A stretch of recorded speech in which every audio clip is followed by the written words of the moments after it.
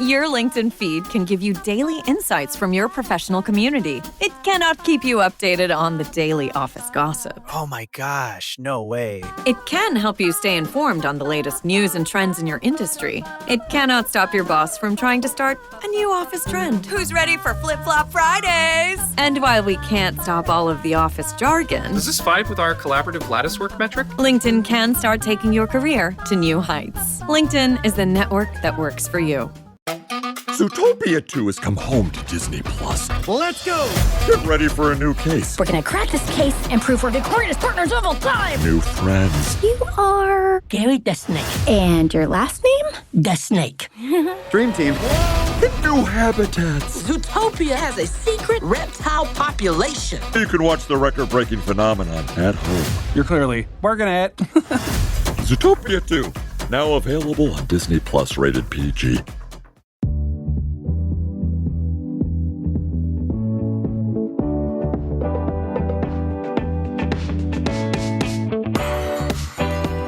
Hello, everyone, and welcome to a new episode of Tuned Into Tennis.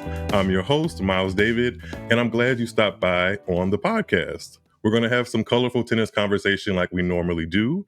If you're a returning ear, just know I appreciate you and welcome back. If this is your first time, don't forget to subscribe to the podcast feed so you don't miss when I drop a new episode. Now, today's show has my interest extraordinarily piqued because it's not every day that I can share space and time with someone who stood toe-to-toe with some of the biggest and highest-ranked names in women's tennis right now. Today's guest has found herself across the net from Grand Slam champions like Elena Rybakina, Aryna Sabalenka, and Naomi Osaka, just to name a few. She's even recently gone toe-to-toe in a match with former Australian Open finalist Danielle Collins that gave us plenty of memorable moments, and that is putting it mildly. We'll get to all of that and more in today's chat, including what might be her latest fashion statement when she takes the court next. Help me welcome on to Tuned Into Tennis for the very first time, Melbourne, Australia's very own professional tennis player, Destanee Aiava. How are you? I'm good. How are you? I'm so excited to be here. I'm doing good. I know before we press record, you said you were still in Melbourne, and there's a time difference here. I'm in New Orleans. You're in Melbourne. We just experienced snow, and I could imagine it's not quite the same in Melbourne. So how's the weather there? No, it's last few days has been quite hot, 30 degrees. I don't know what that is in Fahrenheit, but I would love some snow here. I haven't seen it in years, so yeah, I'm kind of jealous. Do you remember the last time you saw it? Where were you? I was in Germany, but I hate summer, so I'm a winter baby. Oh wait, when's your birthday? Because people care about zodiac signs and stuff, you know. Mine is May 10, so I'm a Taurus. I love Tauruses. I'm a Cancer, and there's just a general. Do you feel the same way? Yes, my brother is a Cancer, so I love that. Yeah. Is he a June or a July Cancer? July. I know there's like some differences, but I'm not too sure what. For the sake of me being a July Cancer and your brother being a July Cancer, we're going to say that we're the better ones. Yeah, he would say that. Okay, so I'm really glad you're here. And there's one more thing that I wanted to pass by you about like Melbourne and stuff before we kind of get into your career and why we have you on the show today. AO 2025 rather, has done their Pride event, and I believe it was yesterday Melbourne time, so that's Friday, and Kate Renata was performing. I don't know if you're a Kate Renata fan, but did you get to go to any of the Pride events or like know anybody that did or see Kate Renata himself? I actually wanted to see him, but I couldn't. I was training at the same time. But I am actually doing the Glam Slam event, the Glam Slam Celeb match tomorrow, which I did last year, so I'm so excited. And I'm playing with Scott and Luke. They're some TikTok influencers. So, and I attended the Pride launch a couple years ago. Me personally, I haven't seen anyone that I know of attending any Pride events this year or last year. I, of course, would love to see more people supporting it and attending certain like different events that's supporting the LGBTQ plus. I don't know the rest of it. I'm sorry. They give us a Community. mouthful. It's okay. They give us a mouthful to say. But yeah, I'm definitely going to the Glam Slam tomorrow. But yeah, I haven't seen anyone else that's a tennis player attend anything like that. I think we're getting there, and I think that the Australian Open prioritizing that and like putting an awareness and spotlight to that is always a good thing. And I believe, I'm not mistaken, I want to put words in your mouth, you're an ally to the community. Yes, I definitely love to tell everyone that I am. I have so many gay, lesbian friends in my circle. My mom is dating a woman for the past 10 years. Awesome. So, yeah, I've been around it for a long time. My uncle is gay. Yeah, it's normal to me. A queer party. I love them. And yeah, I can only say good things about, everyone in my personal experiences. So. We love that, and we love to hear that on the pod. This is a inclusive and, like I said at the top, a very colorful tennis podcast, and we're going to have some colorful conversation with you, Destanee. Let's see, where do I want to go next? In the intro, I mentioned a couple of players you've gone up against on the WTA Tour, and one of them is actually going to be taking the court in just a few hours, maybe more than a couple or more than a few in Melbourne times. The Australian Open has just wrecked my That's okay. in concept of time. It's just out of the window. Mm-hmm. But one of the players you've gone up against, Aryna Sabalenka, is now into her third consecutive Australian Open championship match. She's coming out of the same draw that you just competed in. So just tell me how you think she might fare in the final as somebody that's actually going up against her and won. I don't know who to go for, to be honest. I love them both. I played her a couple years ago. I don't think she was at her peak at that time. But I know I get asked all the time, like, who's your favorite player? And sometimes I say Sabalenka just because I love her so much. Even though I have played her and I won, I don't know why, I just forget that I've played her. And she's just someone that I aspire to, especially with all her successes. And she's just amazing. And I also love her off the court personality as well. I think she's just amazing. She's cool, and I think when you guys met in 2019, I wouldn't say that she was at her peak either, but it definitely feels like she's, flying close to the sun now. And yeah. I mean, personally, I think you would still be able to get a win off of her, but right? Thank you. Your game matches up nicely. I mean, I haven't even written this down. I have to kind of get this out naturally as it comes to my head. I really enjoyed watching you at the Australian Open. Oh, thank you. I really enjoyed playing it. It's one of my favorite tournaments of the year. It's only 45 minutes away from my house. I grew up training there as well. So, yeah, I think the courts suit all the Aussies really nicely. And yeah, I feel like the AO always looks after the players really well. And I always hear everyone else say that AO is their favorite slam just because of how well they treat the players. It seems like AO has like its pulse on what the players want, what the fans want, and like what the viewers want to see from home, especially that the people that don't get the opportunity to kind of go there since it is considered so far for a lot of people. It just kind of has its fingers and everything, and it's such a fun watch, even if my sleep schedule hates me for it.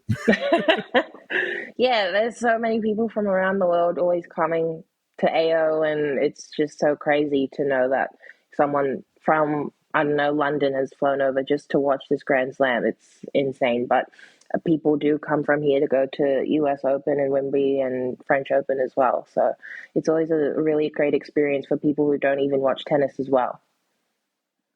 I think another great experience that I can mention, I know one should have just happened to you a couple of weeks ago. You won your first round at the main draw at this year's Australian Open after qualifying and winning 3 matches before getting into the main draw, which is essentially like playing a whole nother tournament before the big tournament. Mm-hmm. And like I said, that's traditionally a milestone for a lot of players winning their first Grand Slam main draw win. How does that feel for you, and how have you like sat with that accomplishment? You know, because it's a milestone for players.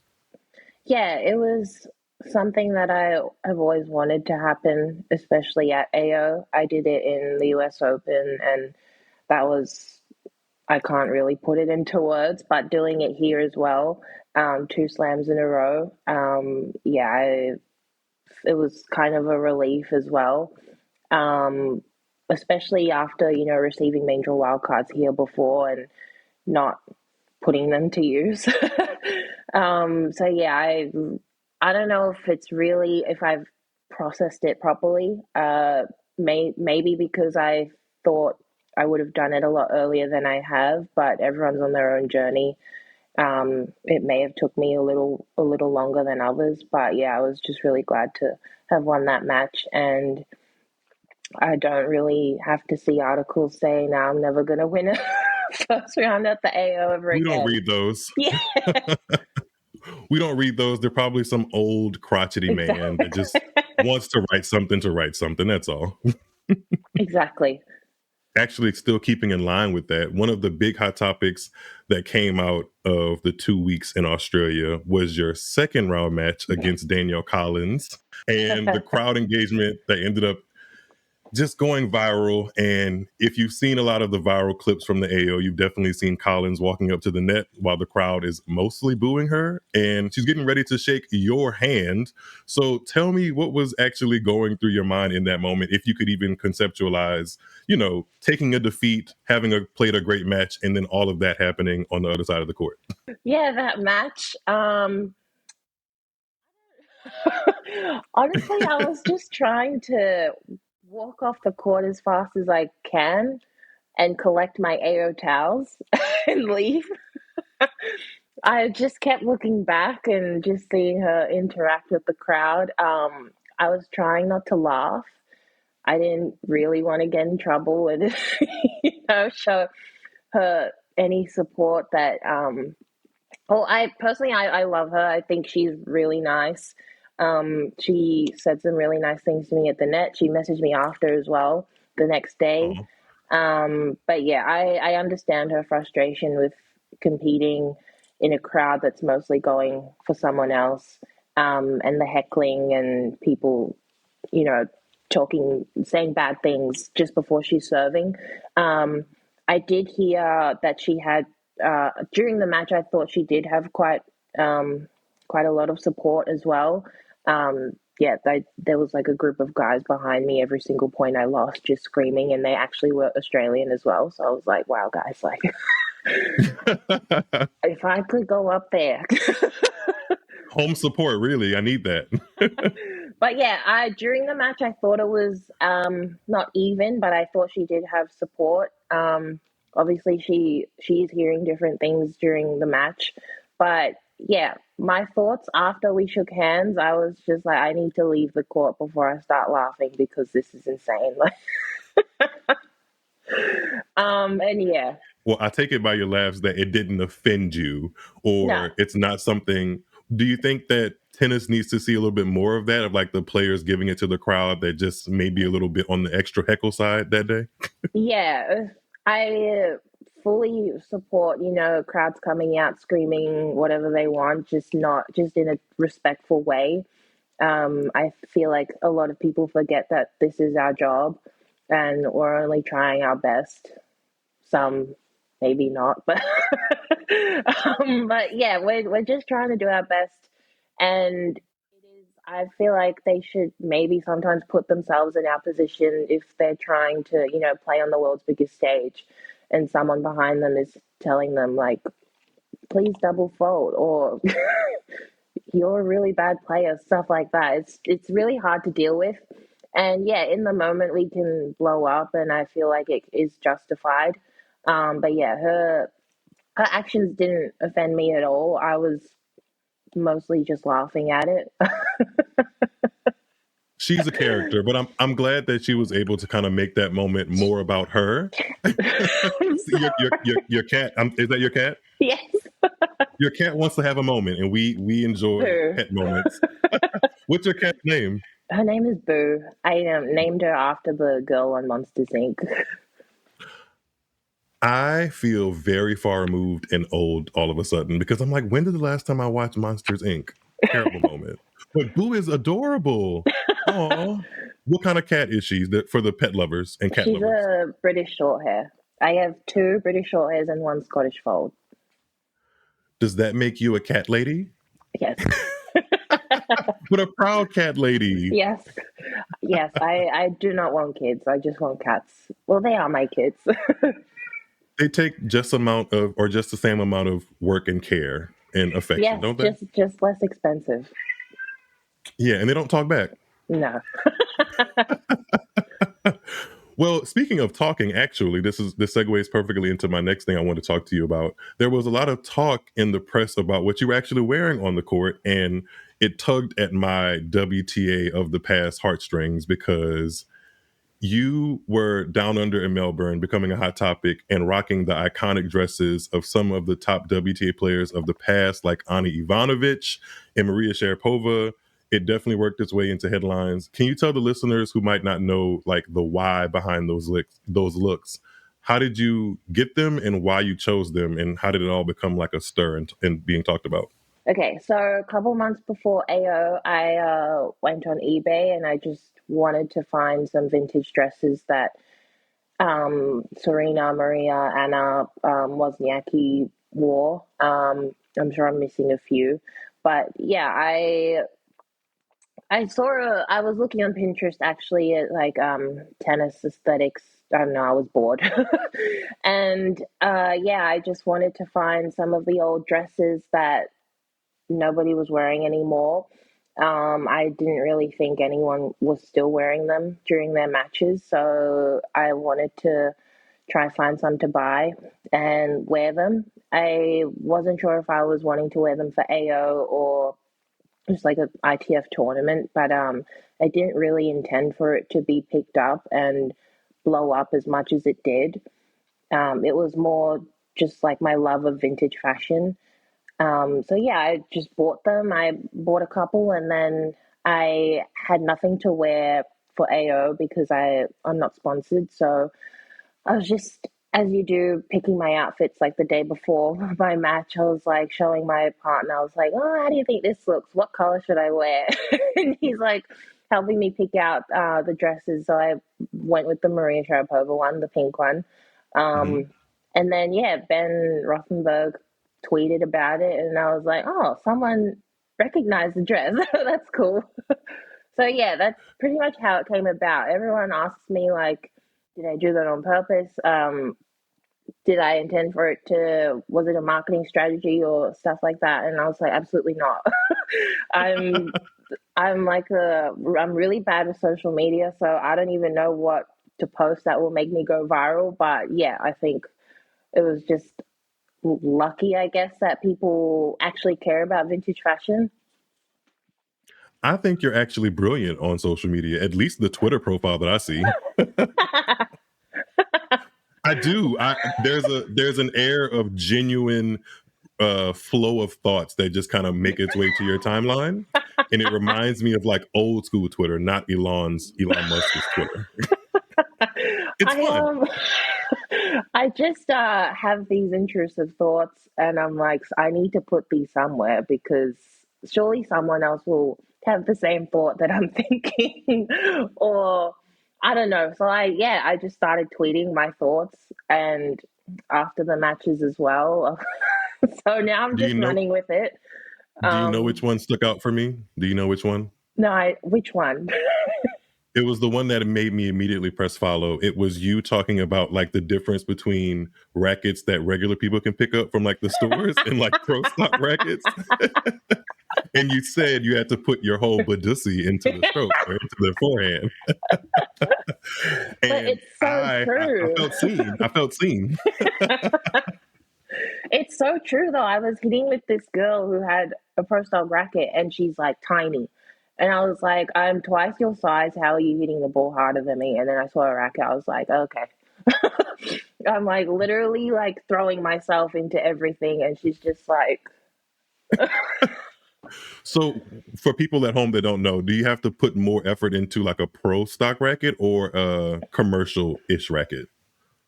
No, definitely more effort with a commercial off-the-shelf racket. Pro stock just literally does it all for you, I feel. You're with Wilson, correct? Yes. For people that aren't like aware, because I'm kind of a racket nerd and I don't want to like go down into the intricacies of what I know. How would you describe your racket? And it actually leads me to another question for people that whatever their reasons are for not having watched you play your first 2 rounds, because I sure did. How would you describe your game style to somebody that hasn't seen you play? So the racket I use is the Blade. I've used it, I think, my whole life. Maybe the Steam and the Burn I used to use as well from Wilson. But yeah, I did come back I was with Wilson and then moved to Yonex for like 2 or 3 years and then came back to Wilson, just because I believe it's the best racket for me. I feel like my whole game revolves around power and being aggressive and controlling the points first. So yeah, I would say I'm an aggressive baseliner. I am working on my net game a lot. I feel like ever since playing so much doubles, I've improved so much at the net. So yeah, I am a lot more confident there as well. But yeah, I love my Wilson blades. I don't think I'll ever use any other racket like with Wilson that's not a blade. So yeah, It's super that's how popular. I can say it. It's super popular, and you describing your game for me matches up with what I saw. And Okay. I think your net game is going well because there were some touch volleys that made me want to get out on the court, and it's been a while for me. So you're doing perfectly fine. Okay, perfect. Yes, tens across the board for me personally. I mean, I'm not a coach, but you're getting your tens from me. Thank you. Actually, you mentioned something that I wanted to dive just a little bit deeper into sponsorships on the tour. You mentioned you're not sponsored. And I made a tweet just a couple of hours ago about Taylor Townsend, who's the number 5 ranked doubles player and has won Wimbledon and is now in the Australian Open women's doubles final. It doesn't seem like she has a major apparel sponsor.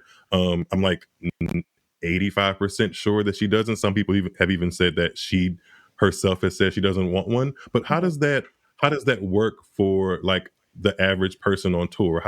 Do you have to have a team behind you to kind of work out those deals, or do you kind of market yourself or go to people you may know that have, connects with certain brands, apparel or racket? How does that all work?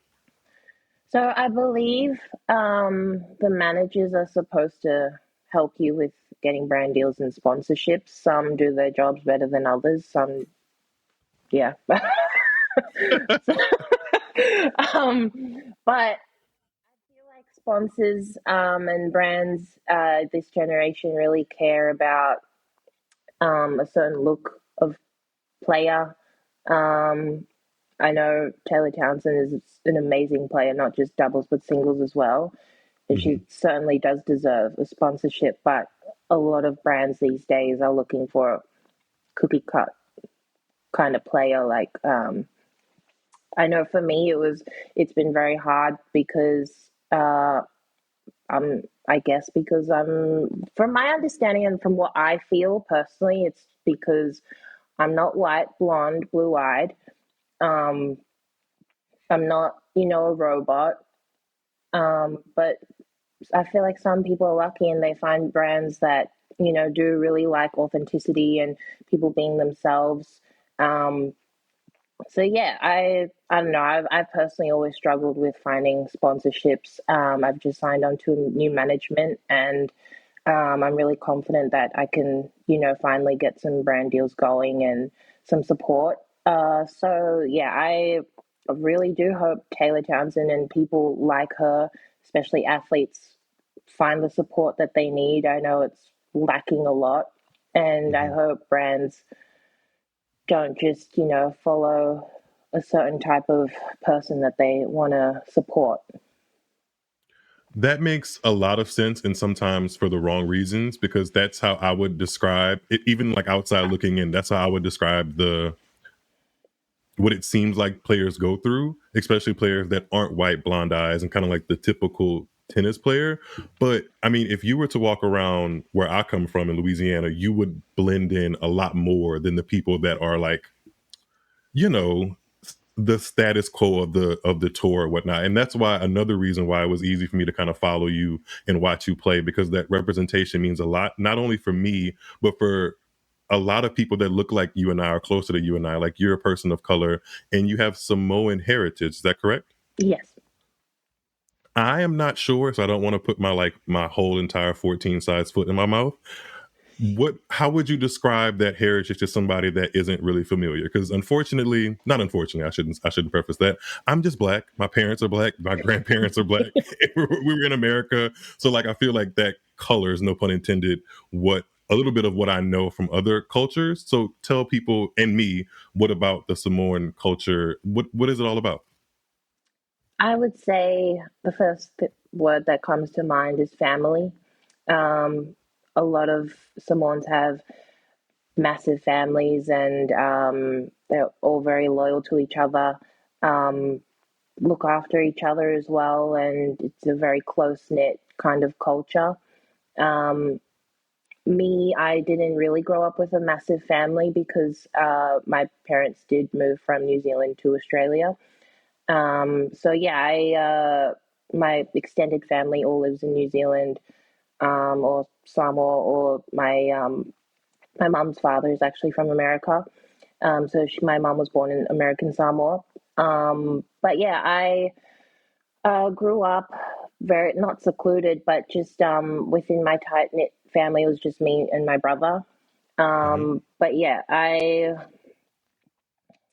don't know what else to say about Samoans. I think we're all just I think even if we don't know anyone, but we do recognize if someone else is Polynesian, I believe we really ride hard for them and we support everyone. I know a lot of people were calling me their cousin, and I had never seen them in my That is such a through line of Black and brown people. Like, we see somebody we know, hey cousin. Yeah. And I had never seen or met them in my entire life, but that's just how well we support each other. We don't have to know them personally, but if we see someone, even if I'm, in America and I see someone else that's Polynesian, I always try to, converse with them, or it just, I don't know, makes me feel like there's a piece of home wherever I go if I do see another person of color even. But yeah, that's how I would describe Samoans or Polynesians. I got that vibe again from watching your matches. It felt different from just players having fans represent like a country. It felt like a family out there protecting and rooting their own. And I love that experience watching your matches. So I believe if they're not in full on the YouTube, the AO's YouTube, then they should be, and when they become available, I'll be the first to watch them again, because you can hear them they don't have to be in the camera, but you will hear the screams. I love that though. I feel like that's kind of how you start playing tennis. I think you kind of hear people, like when you're on the playground, you hear people rooting for you. And then as you get bigger and bigger, it kind of becomes more rigid, but we kind of got to get back to that, because we're honestly just people running around hitting a fuzzy yellow ball. Like, it's not that deep. It's not that deep. The whole like search for class and high civility, not for us. No, I feel like it needs to move away from the gentleman's sport title that tennis has or started with, because there's all sorts of people playing the sport now. It's not just one way, and a lot of players specifically, are, I feel like, becoming or using their own voice and becoming their true selves and showing their authenticity. And I really respect that in athletes as well. Athletes that take a stance and kind of make themselves relatable to the average person are my favorite athletes. And that's why we're talking today. You were easy to approach, and I was like, "Oh, thank you." Me and Destanee can have a conversation. I've been told I'm unapproachable, but that's because I have a really bad resting bitch face. I don't think mine is the best either, so maybe that's why we get along. I try to purposefully like make my cheeks hurt, and like if they're hurting, that means I'm smiling. Yes, No one's gonna you're look at having me. a good time. Yes. And no one's gonna think, "Oh, I'm the big scary man." I'm just smiling. That's all. Okay, hopefully you're still smiling when we get into this segment I want to get into with you. We're gonna play a little some games and make it fun. Okay. Pretend. Have you ever watched Watch What Happened Live or Watch What Happens Live with Andy Cohen? No, he's an actor though, right? He's more of a like media personality. He's the guy Okay. behind Bravo. Do you watch Real Housewives of anything? Oh no. It's okay. You're saving yourself from brain rot. It's completely Okay. fine. All they do is argue and like toss mimosas at each other. It's fine. Which, now so that I say that out loud, yeah. Now that I say it out loud, Like I kind of want to experience it. Yeah, I want tennis to have a reality TV show. It would be so funny. Ooh, like, but better than Breakpoint, or did you enjoy that one? No, I didn't really enjoy it. I only watched the episodes that I wanted to watch, which was Nick's episode, and I watched Ben's episode. Ben Shelton? Yeah. Oh, and I watched Paula Bados's episode. I love her too. Oh, you have some good picks. Most of those people were in the semifinals. Yes. So you have good taste, great taste. Okay, so let's get into some target practice where we kind of ask some questions about your career, not math, but I'm going to test what you know about your own career. So sit tight. I'm not going to make it hard on you. At the top of the show, I mentioned that you had gone up against a couple of Grand Slam champions in your career, but I left out purposefully a couple, thinking this might make you test your memory. So Osaka, Sabalenka, and Rybakina are 3 Slam champions you faced in your career, but there are 2 others. Who are they, and where did you play them, if you can remember? I'm going to say Iga. I think I played her in Birmingham. See, now you're making me sound like a terrible host because I don't think maybe you didn't play Iga when she was top 10 because that was No, she wasn't top 10. She wasn't top 10. Sorry, Iga. I'm already in bad water with the Iga fans as this is not helping. This is totally not helping.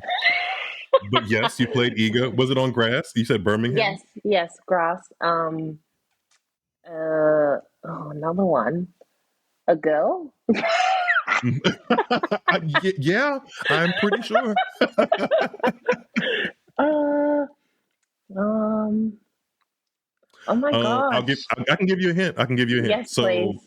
both of them have won the French Open once. Both of them. Oh, Barbara.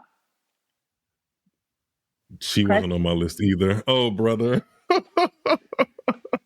Did she even win the French Open? She won. She did. No, she won the French Open too. Oh, she did? There's so many WTA champions that that's how much I watch tennis. But at least you could pull that out though. You know exactly who Barbara Krejcikova is. That's a good thing. Let's see another. This might be obvious, but if I say Romanian. Halep. Oh my gosh, I'm so dumb. I wouldn't say dumb. You just have to jog your memory a little bit. That's all. Yeah, that was like. Do you remember where she played her? Do you remember where you played her? Oz Open, Rod Laver. And do you remember the scoreline? 7-5, 6-2, 6-1.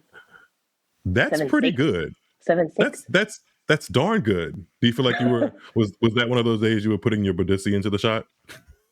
Yeah, and then I gave myself a panic attack. So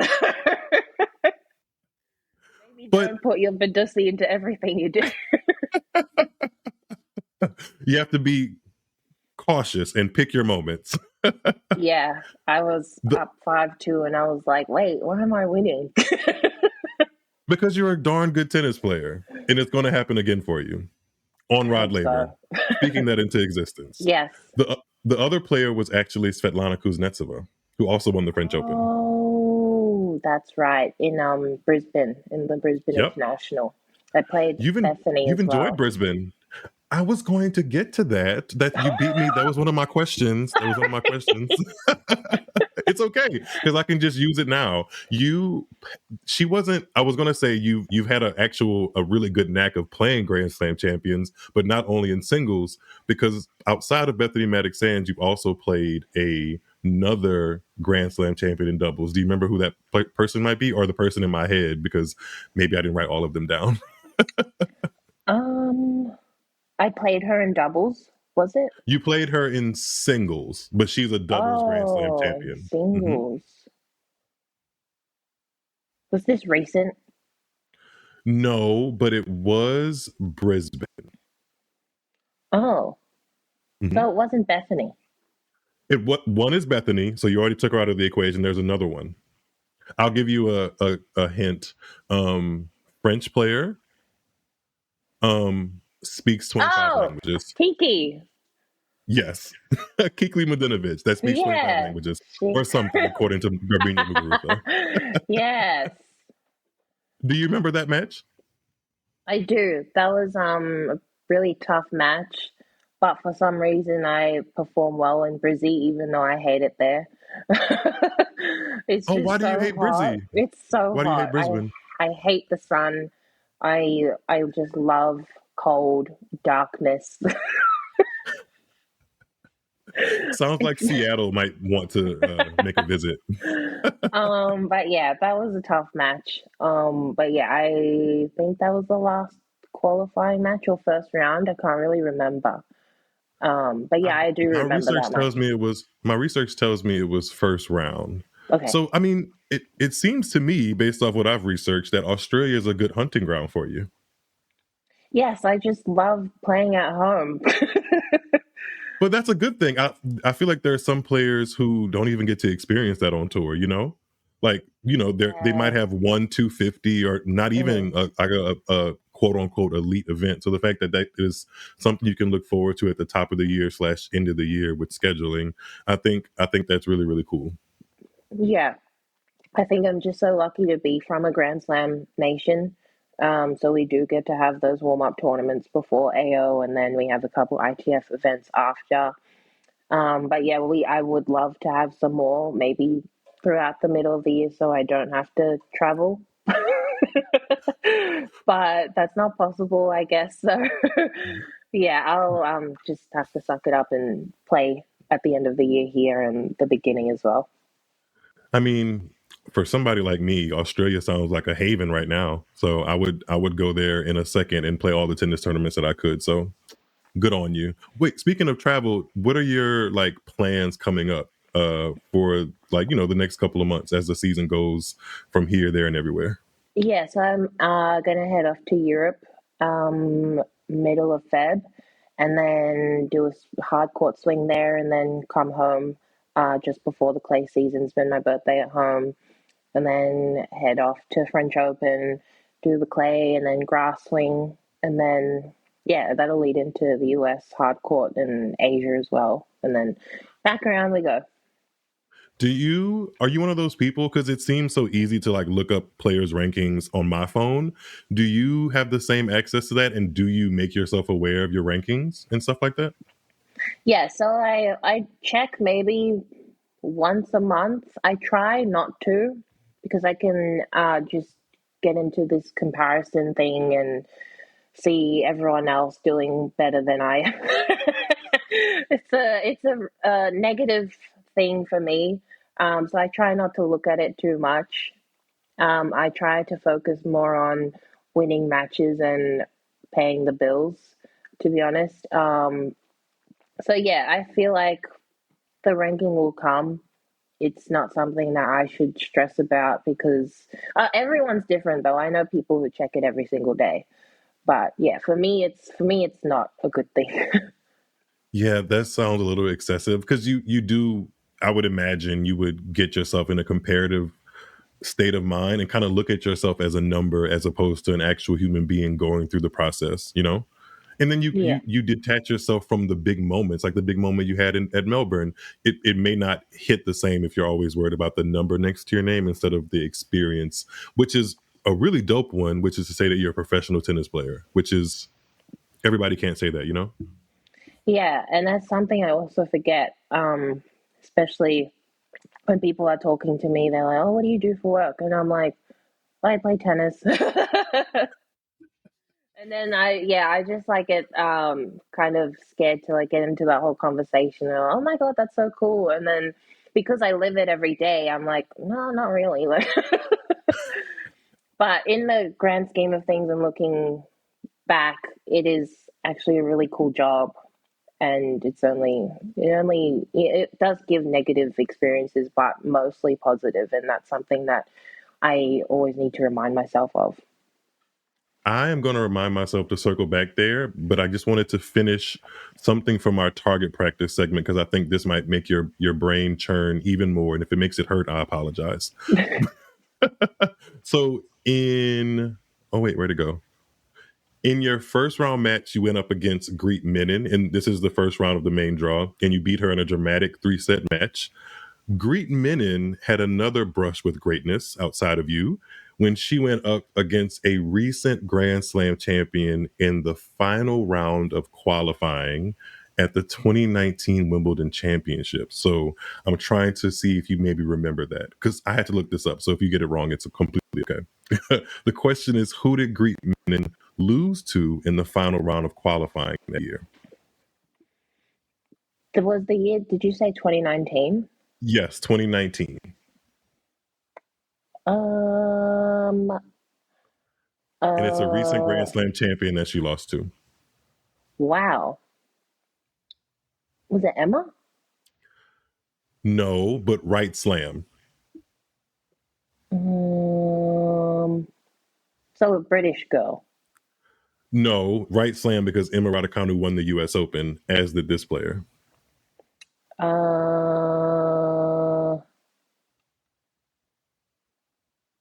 I can give you a hint. Yes, please. When it's cold outside and you want to take a sip of something, what is something you might take a sip of? Hot what?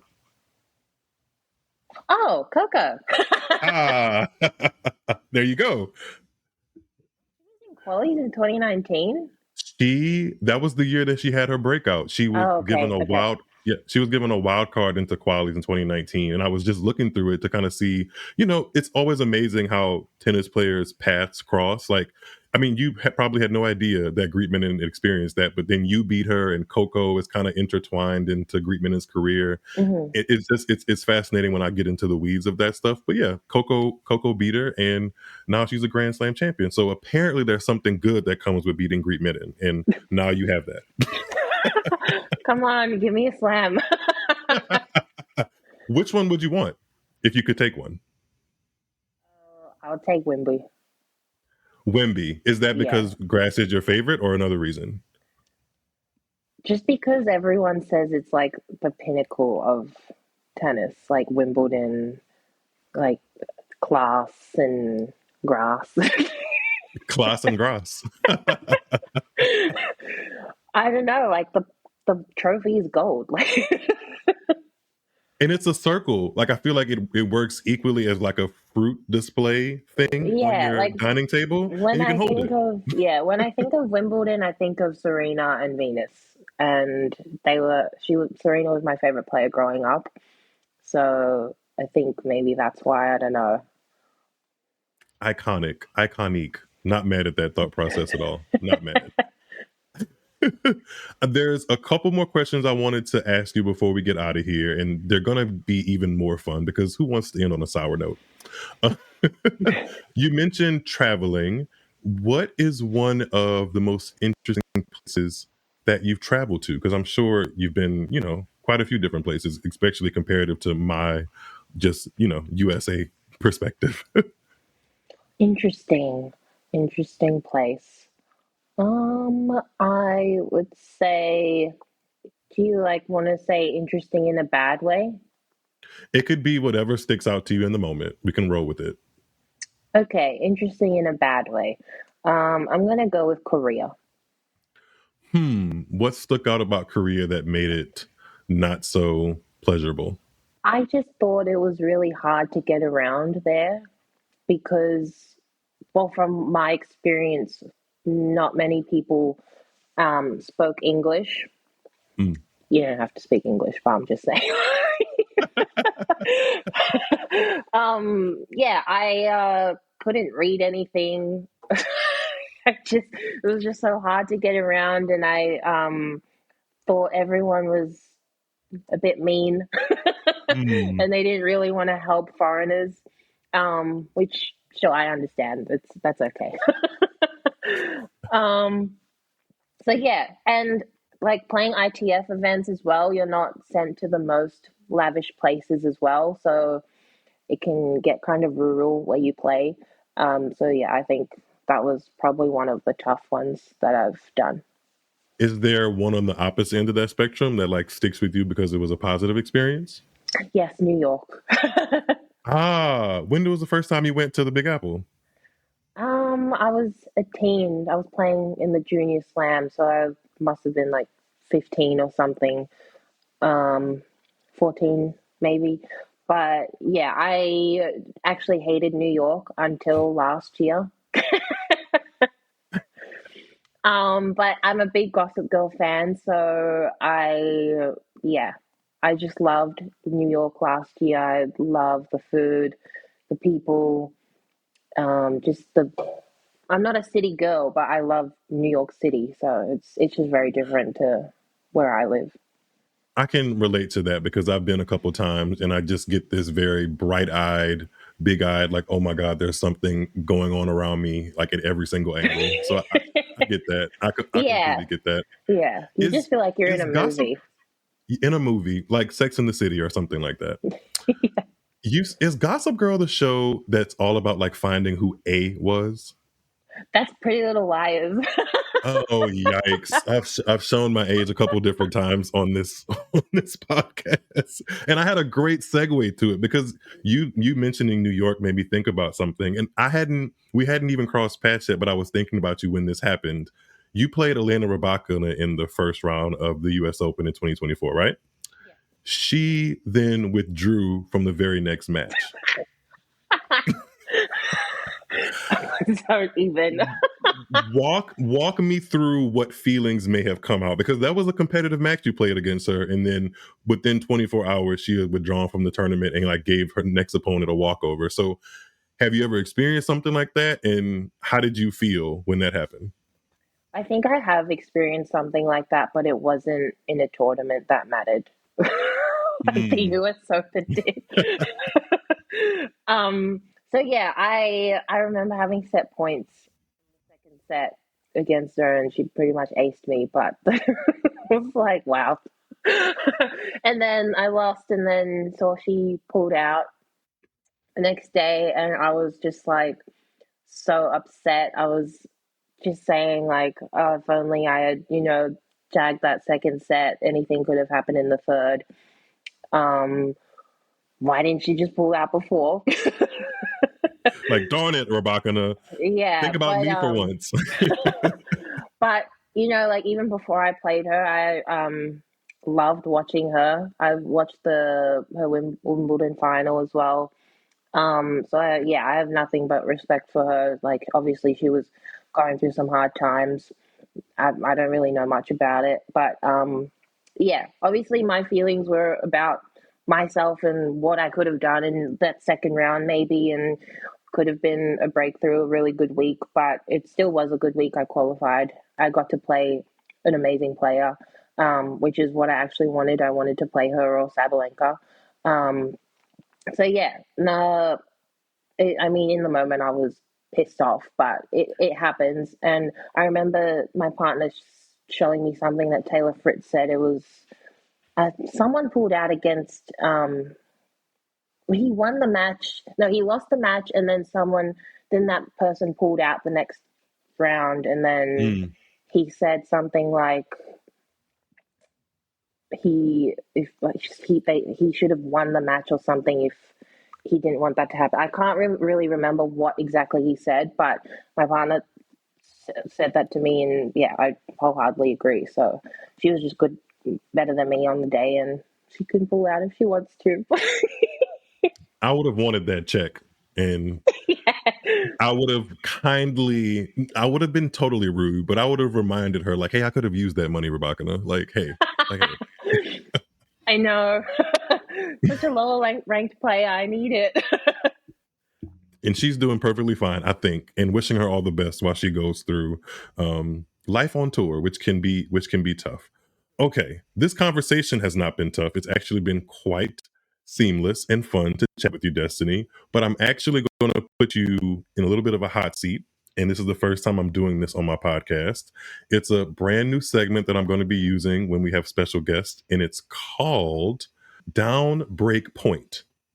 This is going to be 3 hot button questions for you. The nature of this segment is about not pleading the fifth. I remember I mentioned Andy Cohen and Watch What Happens Live. I'm kind of biting from his style a little bit. But in tennis terms, pleading the fifth, we can call that, for the nature of the game, not getting your serve broken.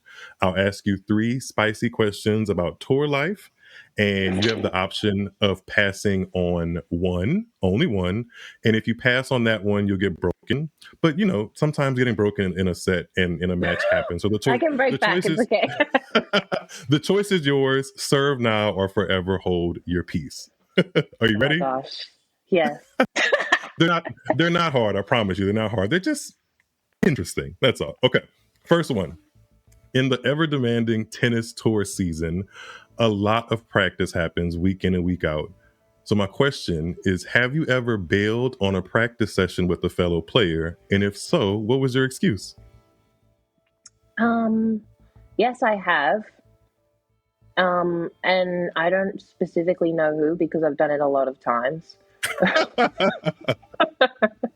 And my excuse is usually always that I am sick, or or I just get my partner to do it on my behalf and just say that he, stuffed up the practices. So you blame it on your partner, kind of like the dog ate your homework. Yeah. I wouldn't be mad at that. Has anybody called your bluff and be like, we know you just didn't want to go to practice, Destanee? No, because usually when I do cancel, I just don't turn up to the courts anyway. So a woman after my own heart. Because if I'm not interested, I'm just not interested. Exactly. And that is what it is. So you didn't get broken on that one. So way to hold your serve. Two more. And you I think you alluded to this earlier, but I kind of want you to expound. Rate the 4 Grand Slams from best to worst in your opinion. Okay, best. I'm going to say AO, and then I'll go with US Open, and then Wimbledon, and then French Open, 100%. 100% French Open being last? Yeah. Or in that order? Last.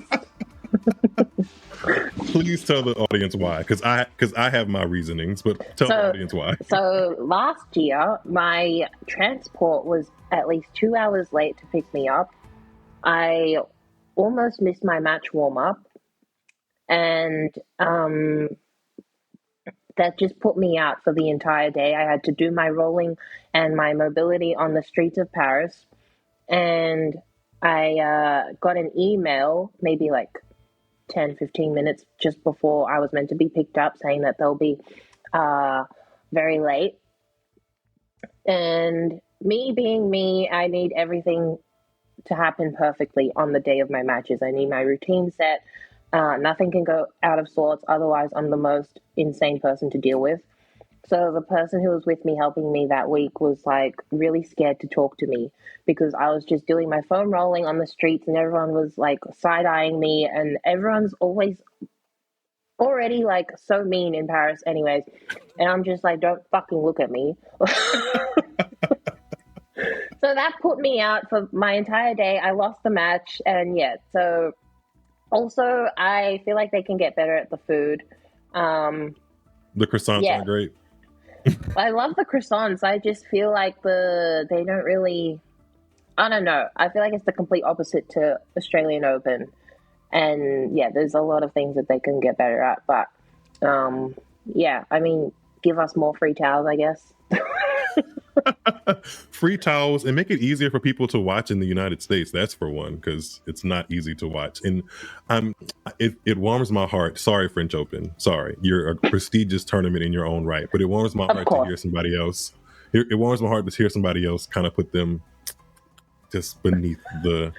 A lot of players would. A lot of them just wouldn't say it. Well, that's why we have this space to say how you feel.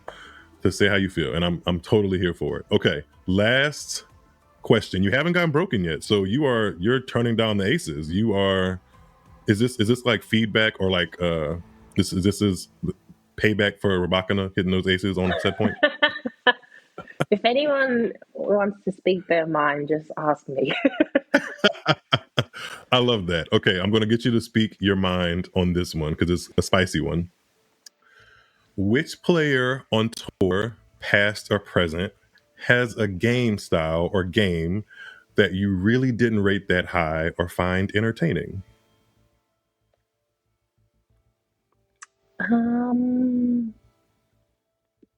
I did not say an Australian one.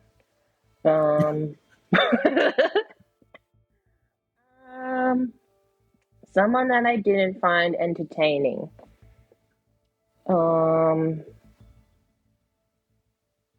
It can be anybody. We can know them, we can not know them. Just somebody that you're like, I wouldn't play that way. Nicolescu. I just don't understand. Monica Nicolescu? Yeah, amazing that she is able to play that way, but what on earth? How? I just and I always compare my fiance to her game because he plays the exact same way, slicing and dicing every freaking shot, even when it's a sitter, and he just slices, just what, just hit the damn ball. It's Put it amazing away. she even got to where she got to with that game. Have you ever played her? No, never. And I'm glad I didn't because I would have lost my damn mind playing against her game style. A lot of guys had said Medvedev's technique was so bizarre, but you really don't have to have the prettiest game to make it, obviously. So yeah, I would say her game is very interesting. Interesting. And I completely agree. And there's a specific person I'm thinking about that is going to listen to this back and may clutch their pearls, but it's okay. I'm thinking of you, Lars. I'm thinking of you. I'll have you make a separate apology video to him on the side because he loves Monica Nicolescu. Oh. Which, everybody's entitled. Well, she got to where she did with whatever she had to do. I mean, I could never. I'm pretty sure she would beat me with that game because I would have been I don't know what to do. I'm just Well, it doesn't look like she throws her Badussi into her ground strokes, but you do. And I'm thankful. I'm very thankful for you taking the time and spreading some Badussi on the podcast. That didn't sound right. That didn't come out right. I tried to make it a great segue, but this is what we do here at Tuned Into Tennis. We make it work. Thank you so much. This was so much fun, Destanee. Let everybody know. I think you alluded to it earlier, what your plans are. But if they skip that part for whatever the reasons are, let everybody know what your next couple of tournaments are going to be, where they can support you, because you never know where this podcast may land in somebody's lap. So you may have a supporter. So my next tournament will be in Brisbane, and then I'll be going to Europe for the indoor hard courts, Prague, Slovakia, I don't know, maybe UK, Germany. But yeah, and then I'll be at the French Open, so hopefully their transport will pick me up on time. But yeah, thank you so much for having me. Thank you, Destanee. Thank you for coming on and tuning into tennis with us. Everybody, I hope you enjoyed this episode. Make sure to follow Tuned Into Tennis across all socials. If you enjoyed this chat, make sure you leave a review on Spotify and rate as well on Apple Podcasts. We love the feedback, and I think Destanee would too. Destanee, could you do me a favor before we leave? Can you say, how should I put this? I'm Destanee Aiava, and you're getting tuned into tennis. There we go. Does that sound good? Yeah. I'm Destanee Aiava, and you're getting tuned into tennis. Perfect. Thank you so much. Oh, good. Thank you so much for having me. That was so fun.